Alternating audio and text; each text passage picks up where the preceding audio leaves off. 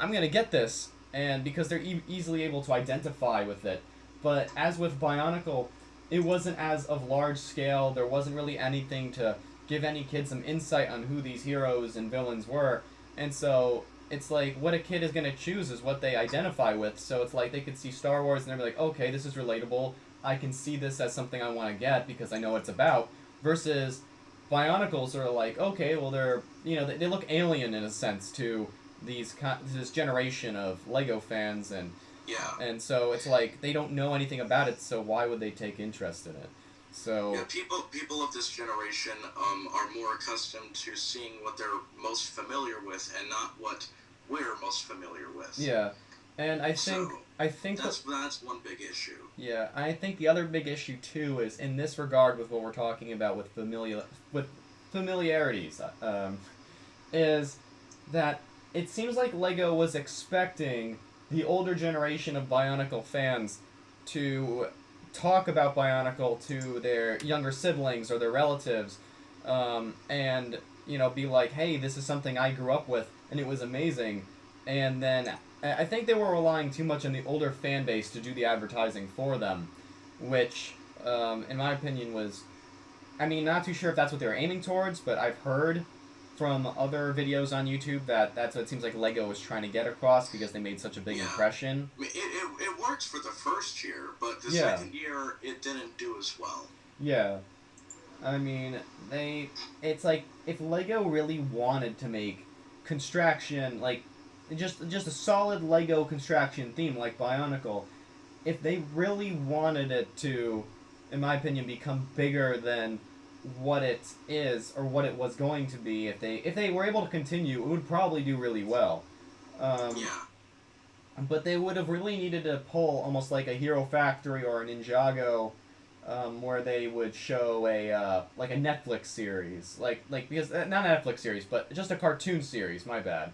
Yeah, Um, like Lego Ninjago it's still around. It hasn't even gotten canceled yet yeah, because of all of its advertisement. It even has its own Cartoon Network series. yeah. It's had that ever since it was first released. And I gotta admit, it is a good series Hmm. and a good theme overall. But I've only ever gotten some of the sets. So, Yeah. yeah. I mean, that's the thing. It's But like, the way they advertised it was probably on a more moderate scale than most Bionicles yeah. stuff. I mean, Like the Legends of Chima was also trying to be on the same level as Ninjago was, but ultimately I think Chima got canceled after a few yeah, it years. did, but it did have a good run though, a good solid run from what I've heard from a lot of the Lego community. It did well. I just believe it wasn't just as popular as Ninjago, but it's like one thing that they really didn't do well on is that first they would have Bionicle would have really needed its own show on Cartoon Network, in order for it to get noticed by kids. So that's one thing. And So they did air some of the older Bionicle movies on Cartoon Network like years ago. yeah, they did. I Like remember those days. when they had the Mask of Light on, like at the very end, they had a scene that was not in the original version. Yeah, I It saw was that. a teaser for the next movie. Yeah, I saw that. I remember that. I freaked out when I saw that. I was so ecstatic when I saw Yeah, that. that was So amazing. if they did something like that, then that would have gotten a lot of hype. Yeah. It just depended on how good the teaser was and how good the final version was in the first place. Yeah, definitely. I it's like that's another way to describe it. I also just feel that um it's oh god. I just lost my train of thought. That's not good. It's not in the middle of a podcast. No. um Oh, I think we're on the topic. Yeah, we're definitely on the topic of still cartoon series and stuff. And Yeah. I think definitely that Lego would have needed to go that route with Bionicle if they I mean, they really when should have. Generation One ended, they had Hero Factory, which did the same kind of advertisement, Yeah, but they had a show on Nicktoons yeah, first, and then it went to like a web series a yeah. little bit afterwards. I mean, Hero Factory. I think I'm not trying to blame Hero Factory here, and I'm not biased against Hero Factory, because Silk Construction, in my opinion, some of the parts that were in Hero Factory are really good for mock making. They are. Yeah. The story sucked. Yeah, the story sucked.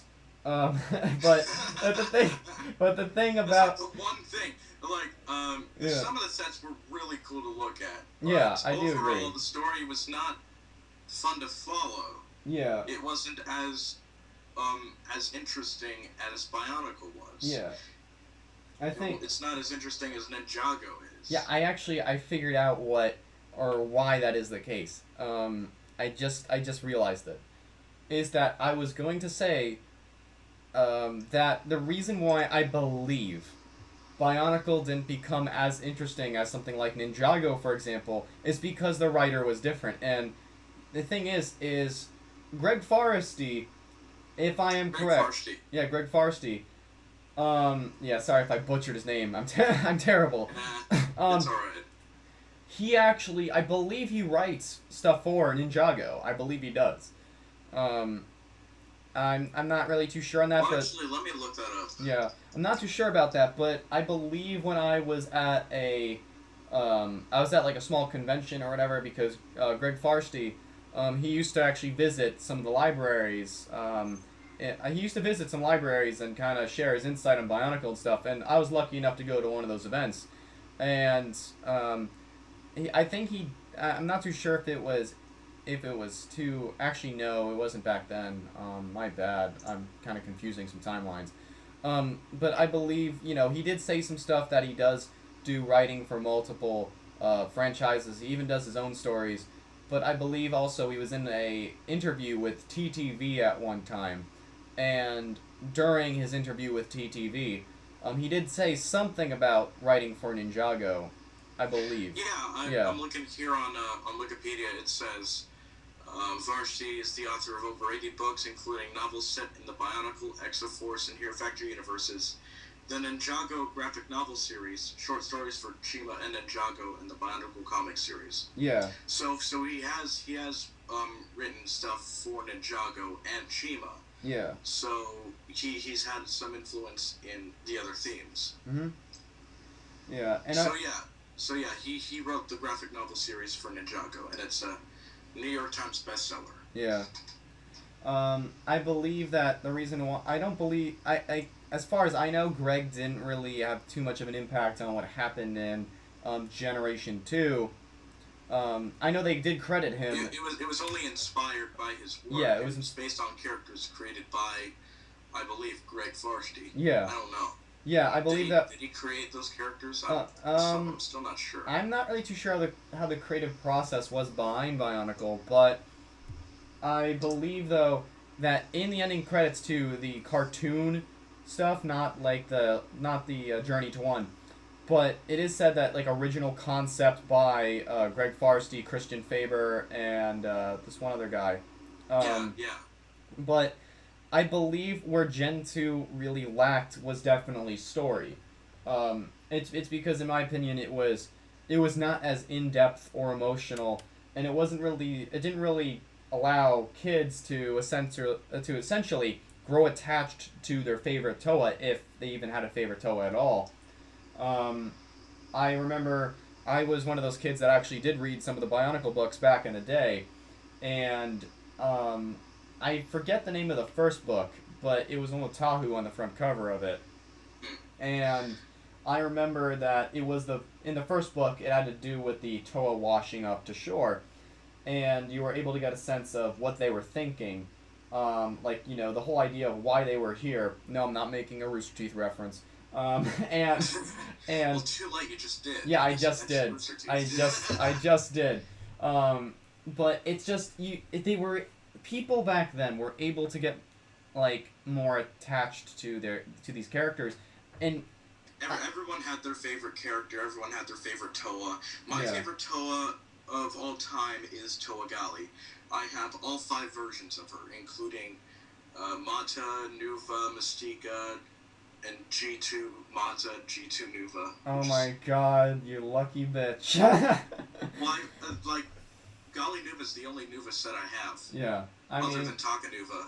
But I lost all the golden pieces, so I had to put silver on him. It still looks cool though. I would have to say that in terms of my favorite Toa, it's like Gali was the first Toa I ever received back in 2001. She was my very first Bionicle.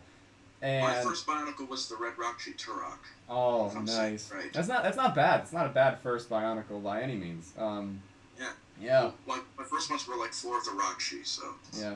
And I mean, it was Gali Mata. That was my first ever Bionicle. And I mean, Yeah. I have to say that like Gali as well, she holds a special place in my heart for how she was my very first Bionicle, still is, always will be. And that not only that, but I mean, it also, in my opinion, she's the one that has honestly experienced the most change throughout her designs. I honestly do believe that. And she's also been a big part in a lot of the story as well. Yeah. They did do a great job developing her as a character, and then They did a great job overall with character development in the first generation. Oh yeah, they really did. I think another thing that made Generation 2 fail was like some of the lack of major character development. Yeah, because it wasn't a complicated story, which is fine. Yeah, it's fine. But you gotta have at least some chemistry between the characters. I mean, like some form of character development. It's also another thing too is, it's like in some sense when it came to Bionicle Generation 2, it actually felt like it was supposed to leave off from Generation 1 in some way, and I'll get into that later. But I have this crazy theory. Because they said that these heroes were from another time and Yeah. place. Yeah, and So basically, they must have been like, hold on a second. yeah. Hold on. I'll just continue talking while you're looking something up because I think that's what you're doing. It's just one thing that I remember from Generation 1. Alright, I have to be right back. Alright, so I'll just continue to I'll just talk to these guys while you're taking care of that. So anyways, guys, when it came to Generation 2, one of the biggest problems is I felt that the mystery of Bionicle wasn't exactly there in Generation 2. I mean, I that's how I honestly think. Just because the story was just too straightforward, and also another thing too is the way that they presented it. Everything from the music to. Alright, I'm gonna have to be back in just a second. Just keep talking about how Bionicle G2 did what G1. And so, I got you. Some way or another. I got you. So, I'll be right back real quick. Alright. So, it's like with Generation 2, it's like they didn't really have that kind of mysterious music. It didn't really present the Toa in a mysterious way. It was very straightforward with how the Toa crashed and how they came out of the, out of those rocks. They were rocks. They weren't even canisters that fell from the sky.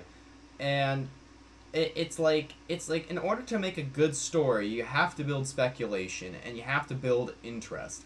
And I believe that wasn't exactly there with Generation 2.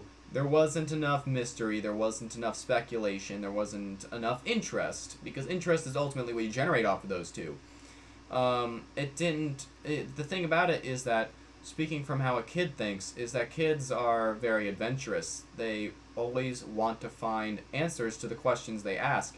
And it's something that later on in our lives, we still remain curious, and we still remain, I would say, adventurous, but not as much as when we are smaller. And so the thing is that in order to spark the imagination of a child, you have to build that interest, you have to build that mystery, and you have to have it be such a great impression on them that they're going to want to see it through. And that's what Generation 1 did. Generation 1 did this from the commercials to even the shorts. They like the very first CGI shorts of Toa washing up to shore. All that played a big part. I'm back. So, alright, I'll fill you in on what I was saying. Blame my mom. Alright. Okay. Yeah. So, what I was telling the viewers was that I believe where Generation 1 succeeded over Generation 2 was the fact that it's like, in order to spark the interest of a child, you need to really get a sense of what a child's mentality is like. Children, they're very adventurous. They want to find answers to things, and they want to, and whatever is mysterious, interesting, and really cool to them, they're going to want to seek out and find answers to. And it's like with Generation 1, it had all of that, from its very mysterious commercials to the way, because all the commercials for Generation 1 Wave 1 Toa were very mysterious. It was super cool. And it's like sometimes you would have to watch those trailers multiple times in order to really get a sense of what's going on, which is what made them great. And also the music too. Even the music in the cartoon shorts that were for Generation 1 to even the CGI scenes. Yeah. It's like the music, the tone of it was super mysterious. But as with Generation 2, what we got was rocks falling from the sky, the Toa coming out of them, asking who the heck are they, and then after that, the Protectors explaining it to them. The Toa didn't get a sense to have time to figure out who they were. It was just, the Protectors just came up and said, well, you are Tahu, Master of Fire, you're here to vanquish evil, and that's your job, so go do it. That's pretty much what it was. There wasn't enough questioning involved, and the thing is that kids, it's like I don't know, but I've seen this with many forms of media too, from even the cartoon shows nowadays. They're just so, it's like there's no lessons to be learned. There's no real substantial story, and the cartoons are very silly nowadays, which is all well and good. But the thing is that kids aren't stupid. They're not stupid. Kids in some sense. There are some kids that are even smarter than adults, and I mean there are probably some kids that are even smarter than me. And you, and I mean, there's people smarter. There's always going to be somebody smarter than another person. But the thing is that it's like kids don't want to be treated like they're dumb individuals. Kids want to be treated like they are. Kids want to be treated with a sense of maturity, which comes with an idea of a kid-friendly but mature story, which is what Bionicle offered. The Generation 1, Generation 2 didn't necessarily offer that. And that's what didn't keep the kids interested. And I believe that was another big problem. So, yeah. I mean... And also, the person who did the music for the movies, Nathan Frost, has been releasing... he released 2 of the original songs or themes that he did for the Bionicle movies. The first one was for The Mask of Light, and the second one was for Legends of Metro Nui. But also... You can look for the entire soundtrack of all the movies, including the really crappy one but still interesting one, on YouTube. Yeah. And also they even have like a website, forgot what it was, but they have the soundtrack there as well. Let me look for it on Biosector 01. Yeah. Music. It's like one thing that... what was I gonna say? The music for Bionicle... Oh, Biomedia Project, that's what it's called. Yeah, music for Bionicle is really good, too. One thing, though, that I didn't necessarily like too much about Generation 2 is the fact of Ikimu's position in the Generation 2 universe. And this is why. Ikimu is an amazing character, in my opinion. He has a lot more mystery. He has a good sense of lore. He's also a very strong character, too. And he's definitely, in my opinion, one of the coolest characters in Generation 2.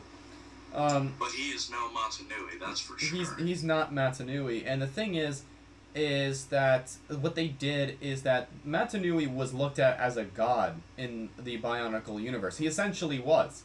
And the thing is that with Ikimu, you don't get this godlike vibe off of him.